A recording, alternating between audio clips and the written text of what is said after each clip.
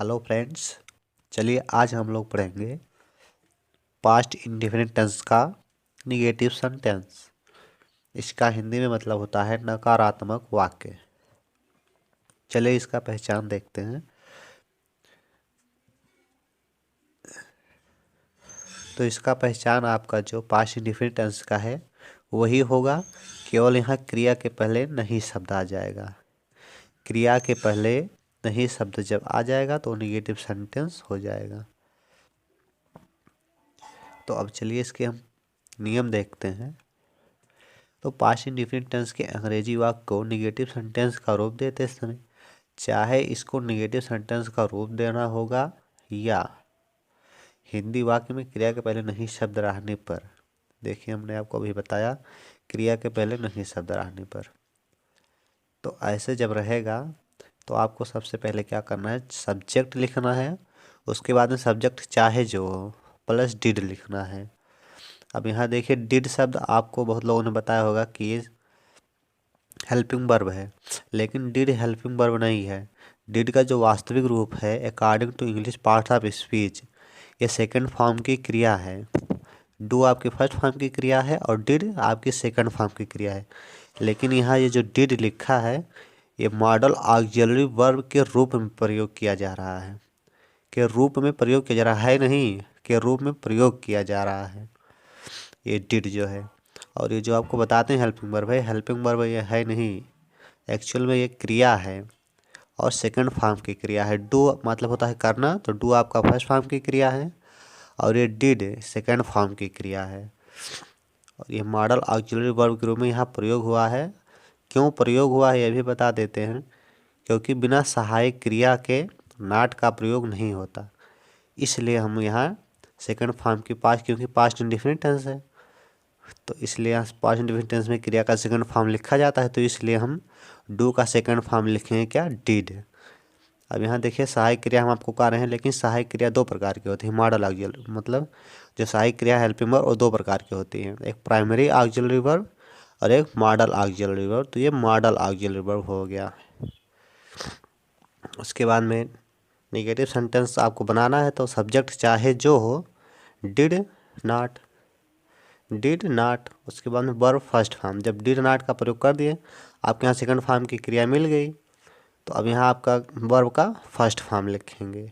इसीलिए यहाँ वर्ब का फर्स्ट फॉर्म लिखा जाता है, क्योंकि आप यहाँ सेकंड फॉर्म की क्रिया इसे एक बार दे चुके हैं और पास्ट इंडेफिनिट में सेकंड फॉर्म की क्रिया लिखी जाती है, तो फिर इसीलिए यहाँ क्रिया का फर्स्ट फॉर्म हो गया प्लस ऑब्जेक्ट प्लस कॉम्प्लीमेंट लिखा जाता है।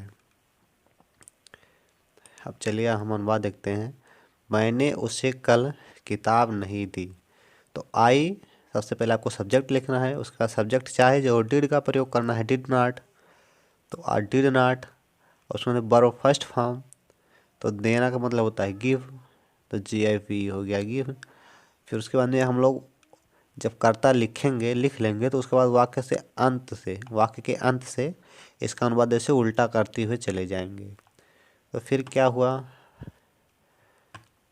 नहीं दी, गेव हिम उसे नहीं दी, फिर क्या नहीं दी, ए बुक यहाँ हो गया, किताब एक किताब तो ए बुक, फिर कल तो एस्टरडे, तो I did not gave him a book yesterday. फिर दूसरी वाक्य देखिए, हमने अपना पाठ याद नहीं किया, तो ये हो गया हमने का यहाँ मतलब हो जाएगा बी माने हम या हमने या हम लोगों या हम सब, इतना शब्द रहेगा तो आपको बी ही लिखना है। उसके बाद में इसके आगे क्या हुआ, नहीं किया, तो नहीं के लिए आप डिड नॉट, फिर क्रिया का फर्स्ट फॉर्म आपको लिखना है, तो ये लर्न हो गया। उसके बाद में ऑब्जेक्ट प्लस कॉम्प्लीमेंट, तो यहाँ हो गया आवर लेसन। फिर लिखेंगे उसने अपने पिताजी को एक पत्र नहीं लिखा, तो he did not write a letter to his father. चलिए इसका अनुवाद बता देते हैं फिर से। उसने के लिए आपको ही लिखना है। अब यहाँ देखिए उसने का आपको निर्धारित करना है कि ही लिखें कि सी लिखें, तो आप यहाँ क्रिया में चले जाइए, क्रिया में, और देखिए उसका अंतिम अक्षर है क्या। तो जैसे यहाँ लिखा है तो उसने के लिए आप ही लिखाएंगे, लेकिन वहाँ लिखी अगर हो जाए तो उसने के लिए ही उसने ही रहेगा, लेकिन आपको वहाँ सी का प्रयोग करना है। क्यों, क्रिया आपको स्त्रीलिंग बता रही है, उसने अपने पिताजी को पत्र लिखी, तो यहाँ जब लिखी हो जाएगा काफ़ी बड़ी मात्रा तो स्त्रीलिंग का बोध कराएगा, तो यहाँ उसने के लिए आप सी का प्रयोग करोगे। लेकिन यहाँ लिखा है तो इसलिए आप ही का प्रयोग किए हैं। फिर उसके बाद में हम लोग डिड नॉट का प्रयोग करेंगे। करता चाहे जो हो तो did not plus verb first form, तो उसके बाद में यहाँ देखिए लिखना, लिखा के लिए हम लोग वर्ब फर्स्ट फॉर्म प्रयोग करेंगे राइट। फिर एक पत्र के लिए ए लेटर और टू हिज फादर यानी अपने पिताजी को।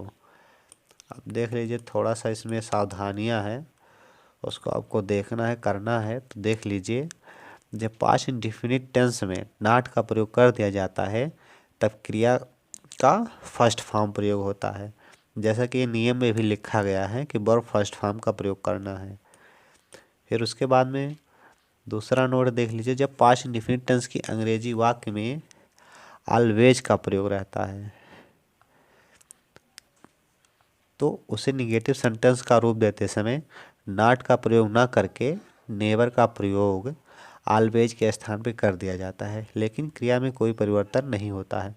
अर्थात जब किसी अंग्रेजी वाक्य में ऑलवेज का प्रयोग रहेगा और उसको यहीं ऐसे जैसे लिखा है I always went to school, उसके बाद में ही बगल में आपको ब्रैकेट में लिखा रहेगा, आपके एग्ज़ाम में आएगा 10-12 में या फिर कंपटीशन में भी आ सकता है, ऐसे लिखा रहेगा I always went to school, यहाँ ब्रैकेट में लिखा रहेगा निगेटिव सेंटेंस, तो आपको इसको निगेटिव में बदलना रहेगा। तो आप कैसे बदलेंगे, तो ऐसे आपको निगेटिव सेंटेंस में बदलते समय बस केवल ऑलवेज जहाँ लिखा है वहीं आपको नेवर का प्रयोग कर देना है, बाकी इसकी क्रिया में कोई परिवर्तन नहीं करना है। वाक्य जैसे है वैसे लिखना है, केवल ऑलवेज के स्थान पे आपको क्या कर देना है, नेवर का प्रयोग कर देना है। तो जैसे यहाँ लिखा है I always went to school, तो यहाँ देखिए ऑलवेज के स्थान पे केवल नेवर कर दिया गया, I never went to school. इसके क्रिया और में कोई परिवर्तन नहीं होगा, जो जैसी क्रिया है फर्स्ट फॉर्म हो, सेकंड फॉर्म हो, थर्ड फॉर्म हो, चाहे जो क्रिया लिखे हो सेम आपको वैसे ही लिखना है। लेकिन अब यहाँ पास्ट इंडेफिनिट टेंस है तो इसलिए यहाँ वेंट लिखा है क्रिया का सेकंड फॉर्म, तो यहाँ क्रिया का सेकंड फॉर्म ही आपको लिखना है, इसके में क्रिया में कोई परिवर्तन नहीं करना है। तो ये हो गया इस प्रकार आपका निगेटिव सेंटेंस पूरा हो पास्ट इंडेफिनिट टेंस का। अब हम लोग पढ़ेंगे अगले वीडियो में इसका interrogative sentence past indefinite tense का। अगर आपको इसको पीडीएफ चाहिए, ये जो सब है इन सब का अगर आपको पीडीएफ चाहिए तो हमारे इंस्टाग्राम आईडी प्रद्युम्न शर्मा को फॉलो कीजिए, वहाँ से आपको इसका पीडीएफ मिल जाएगा। जैसे लिखा है सब सेम है, आपको पीडीएफ ऐसे मिल जाएगा। केवल आपको हमारे इंस्टाग्राम आईडी प्रद्युम्न शर्मा, हम स्पेलिंग बोल रहे हैं बिना स्पेस के रहेगा, PRADDUMNSHARMA, इस पे जाके आप पीडीएफ वहाँ से ले सकते हैं। इंस्टाग्राम पे ये आईडी है, डाल लेंगे वहाँ आपको इसका पीडीएफ मिल जाएगा पूरा।